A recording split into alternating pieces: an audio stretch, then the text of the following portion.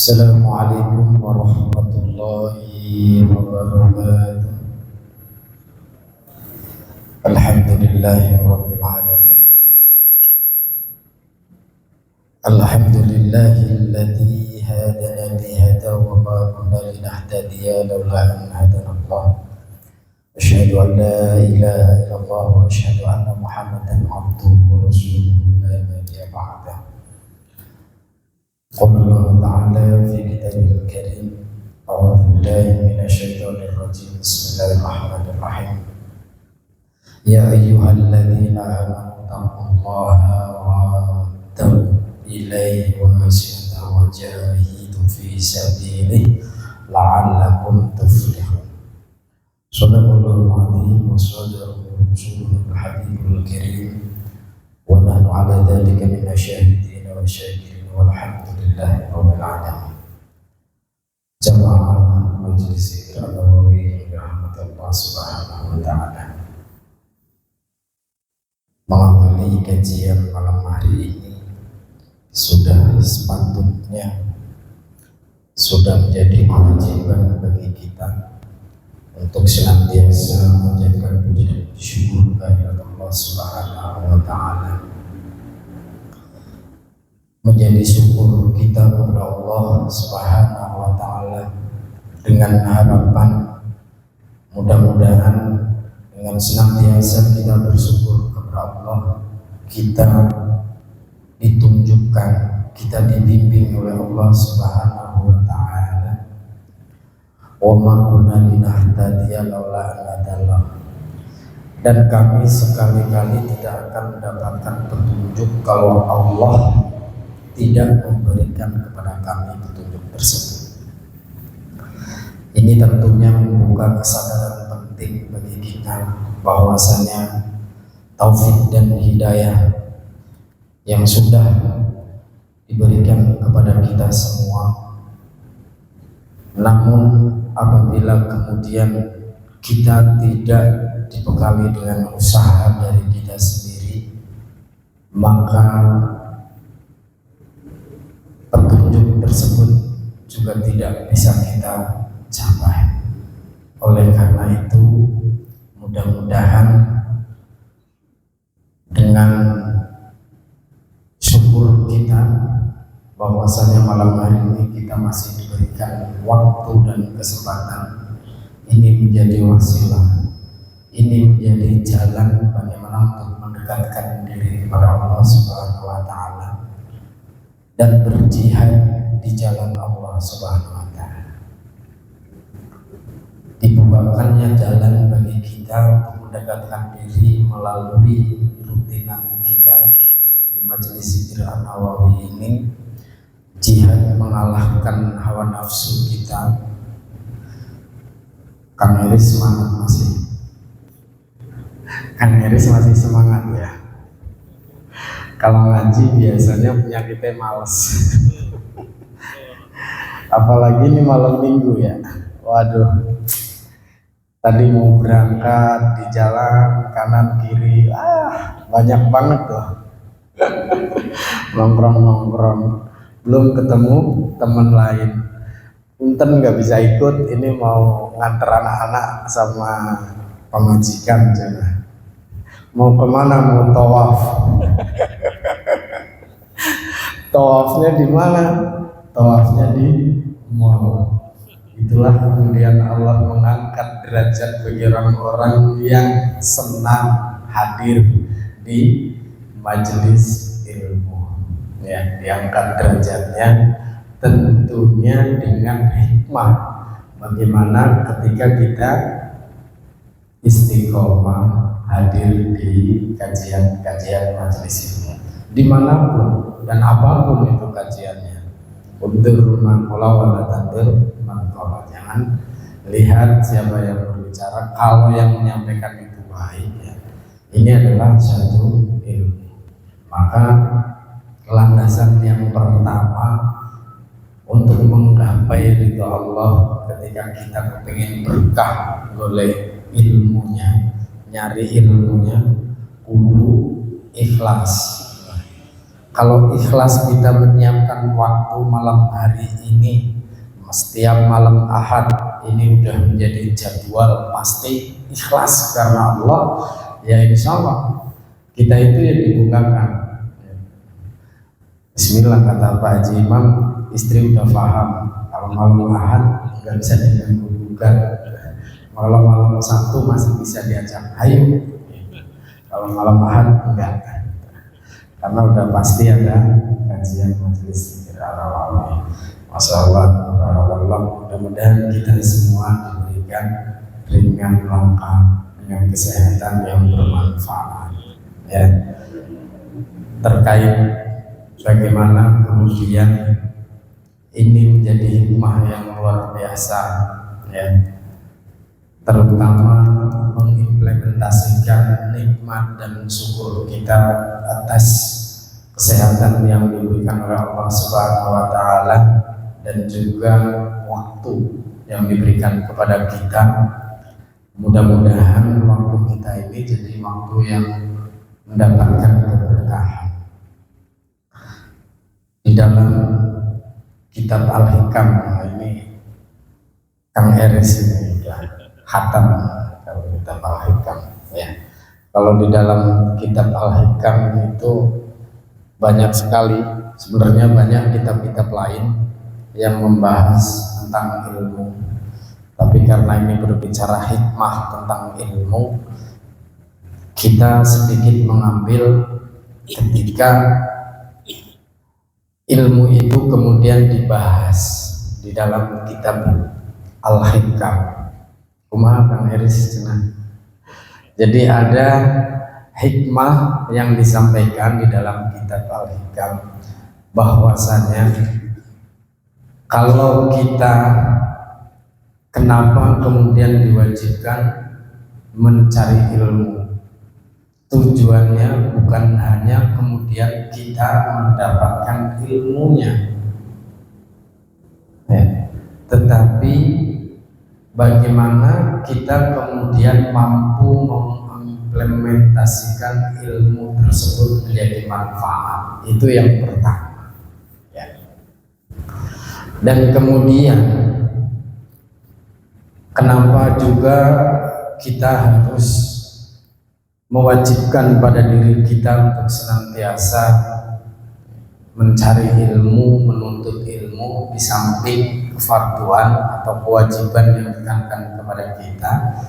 Maka ketika dengan ilmu ini kemudian harapannya,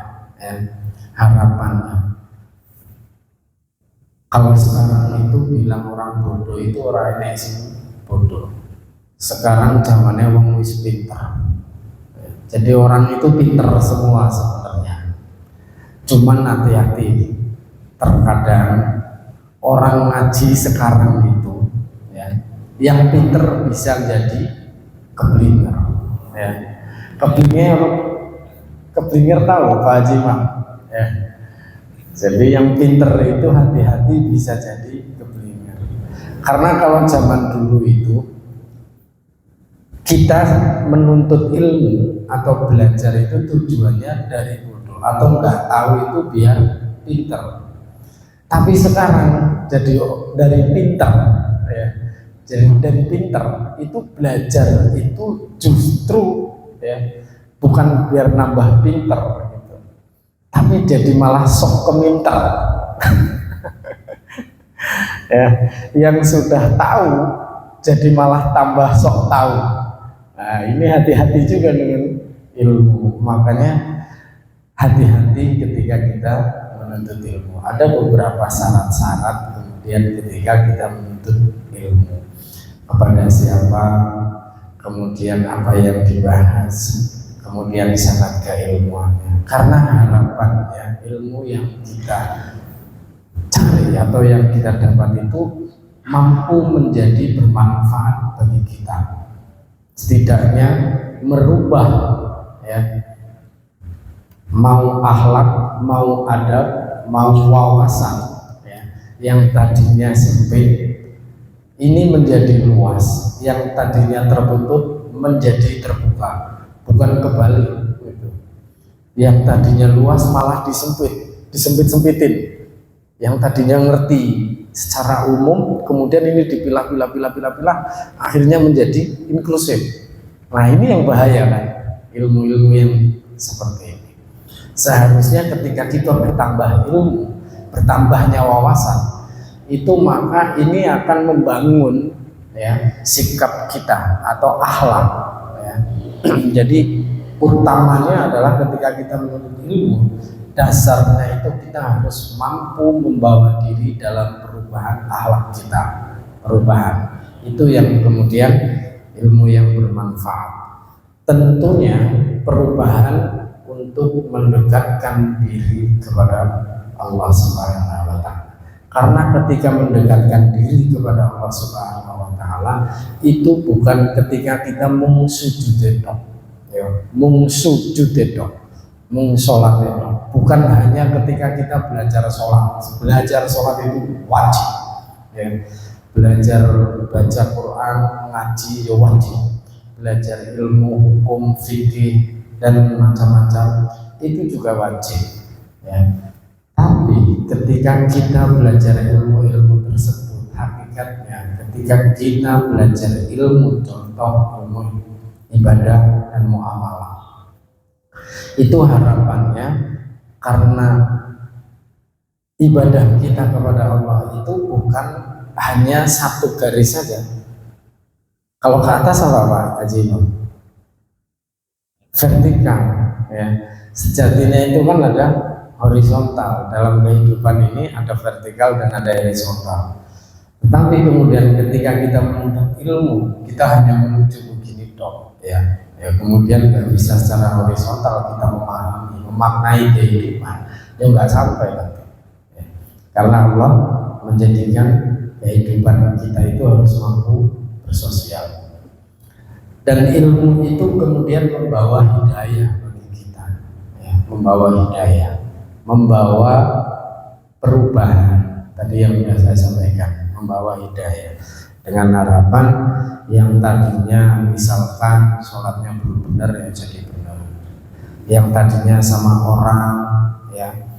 orang itu belum bersosialisasi, karena ketika ngaji ya itu diterangkan oleh para kiai, para asatidz bagaimana pentingnya kita bersosialisasi dengan orang lain.